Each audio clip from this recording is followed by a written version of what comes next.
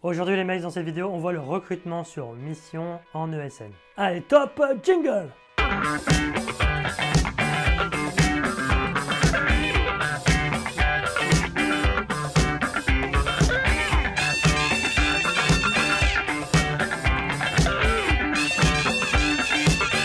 Salut les mecs, c'est Régis pour vous servir bien sûr. Les mecs, n'oubliez pas de vous abonner à cette chaîne, de liker, de partager, d'aller sur le site Réussir sans entretien d'embauche, vous aurez plein de conseils, plein de formations. Tout ça c'est dit, maintenant on peut attaquer le recrutement sur mission. Alors les mates, cette vidéo elle est surtout faite pour tous les jeunes diplômés, les consultants juniors qui vont arriver sur le marché du travail et qui vont chercher soit chez un client final, donc là la question du recrutement sur mission ne se pose pas, soit vont passer par un cabinet de conseil, une ESN. Et là, c'est important de savoir parce que le recrutement sur mission, il y a quand même une grosse spécificité et ça, j'ai l'impression que c'est pas très clair pour tout le monde. Alors les mates, déjà on va commencer par le recrutement sur profil, ça c'est le recrutement classique, ok.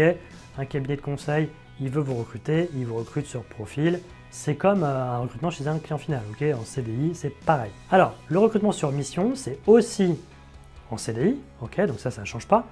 Par contre, la grosse différence, c'est que ce recrutement sur mission, il est soumis à une condition, et non des moindres. En fait, cette condition, c'est que le cabinet de conseil, à travers un commercial ou des commerciaux, va vous parler d'opportunités chez un de ses clients et va faire en sorte après d'aller vous présenter chez ses clients, d'accord. Et en fait, votre recrutement sur mission, il est conditionné au fait que vous gagnez cette mission chez le client, d'accord? Donc après, une fois qu'on sait qu'on est recruté que si on a gagné la mission. Après, il y a d'autres paramètres aussi qui rentrent en ligne de compte, c'est-à-dire que, admettons pour X raisons, la mission s'annule ou est reportée, ok? Ça peut créer quelques problèmes parce que, admettons que la mission devait démarrer par exemple le 1er février, donc vous, l'ESN, aura fait en sorte de faire correspondre votre date de contrat en CDI avec la date de démarrage de mission chez le client, donc le 1er février. Okay, si la mission, pour X raison, est décalée au, au 15 février ou au 1er mars, il y a fort à parier que la société essaye de reporter votre contrat, de le décaler, okay, soit au 15 février, soit au 1er mars. Ça, c'est si la mission est décalée, si elle est reportée.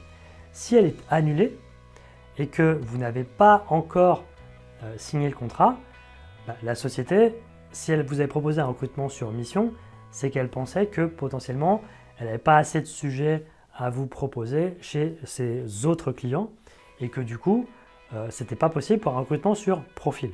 Okay, et donc là, elle pourrait potentiellement annuler l'embauche et dire je suis désolé, la mission chez le client est annulée, du coup, nous, on ne peut pas vous recruter. Alors, soit c'est ça, soit ils ont quand même d'autres opportunités et ils vous recrutent, soit ils vous proposent un autre recrutement sur mission, donc ça peut décaler, soit ils passent sur un recrutement sur profil parce qu'ils pensent qu'ils ont suffisamment de missions pour vous.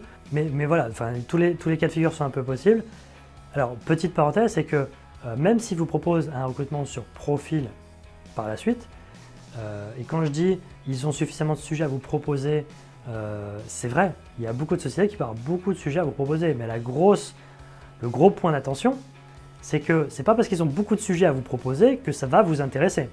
Okay, un consultant qui veut être product owner, donc qui va être dans les méthodes agiles et à qui finalement on a fait un recrutement sur profil et après on vous propose une mission de maîtrise d'ouvrage, donc en cycle en V, peut-être dans un secteur d'activité qui ne vous intéresse pas, etc. Mais ça peut arriver malheureusement. Okay, donc le gros avantage de recrutement sur mission, c'est que vous choisissez à la fois la mission et la société. D'accord? Là où un recrutement sur profil, vous faites confiance parce que vous choisissez une société qui vous intéresse a priori, okay, qui vous a dit qu'elle aurait plein d'opportunités à vous proposer, par exemple en product owner, si on prend le même exemple. Mais ça arrive fréquemment dans ce métier, c'est un travers que finalement, au moment où vous arriviez, on vous dise la mission de product owner, c'est dommage, elle vient d'être pourvue.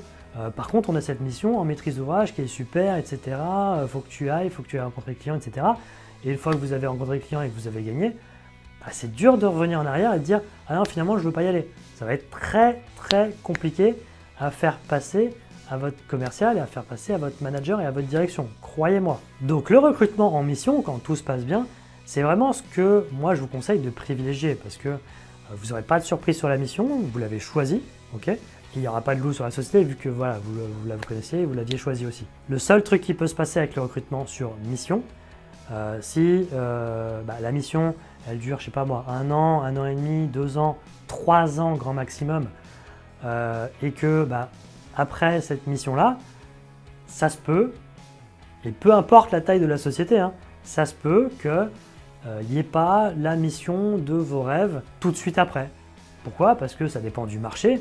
Okay, la boîte de conseil, elle ne va pas claquer des doigts comme ça et vous amener une mission. Elle est dépendante de ses clients.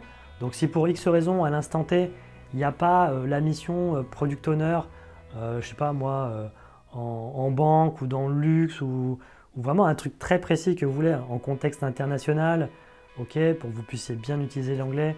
S'il n'y a pas tous ces critères-là qui sont réunis à la fin de votre mission, ça peut être compliqué de trouver la mission d'après. Et après, une société de conseil, elle a pour but de ne pas avoir beaucoup de consultants en intercontrat, okay, sinon elle n'est pas rentable. Donc du coup, elle risque de vous proposer des missions qui vous intéressent moins. Okay. Donc ça, ce que je vous conseille, quand vous arrivez vers la fin de votre mission, vous savez que la mission dans 1 mois, 2 mois, je vous conseille plutôt 2 mois, vous savez que dans 2 mois, elle va être terminée. Je vous conseille vraiment de prendre contact avec votre commercial, votre manager, de lui expliquer, parce que peut-être qu'il n'a pas l'information en temps réel, hein, c'est quand même vous qui êtes avec le client, donc qui avez l'information en premier, hein, logiquement. Vous savez que dans 2 mois, la mission s'arrête, donc faites le maximum pour faire passer le message à votre boîte de conseil. Quel est le temps de son côté de rebondir, de vous chercher d'autres missions, ok? Parce que si vous attendez la dernière minute et si votre commercial et votre société de conseil n'anticipent pas et qu'ils attendent aussi la dernière minute, ce qui va se passer, c'est que quand vous allez sortir de mission, après c'est de la chance en fait. C'est de la chance, c'est soit il y a la mission que vous voulez et super, vous êtes présenté, après vous gagnez et vous démarrez, top. Soit il n'y a pas la mission et là, après, faut attendre 1 semaine, 2 semaines, X semaines avant d'avoir cette nouvelle opportunité. Et après, attention, hein, surtout sur la place de Paris, c'est pas parce que vous avez cette nouvelle opportunité que c'est gagné, hein, on le sait. Il y a une grosse concurrence, surtout si on prend cet exemple sur les métiers de Product Owner, sur ces missions-là, il y a beaucoup de concurrence. Donc, raison de plus de s'y prendre longtemps à l'avance, parce que sinon, qu'est-ce qui va se passer? Au mieux, vous allez devoir attendre quelques semaines pour pouvoir trouver cette mission et pouvoir démarrer sur cette nouvelle mission. Au pire, on va vous proposer des opportunités de mission, par exemple en maîtrise d'ouvrage, qui n'aura rien à voir avec ce que vous voulez faire.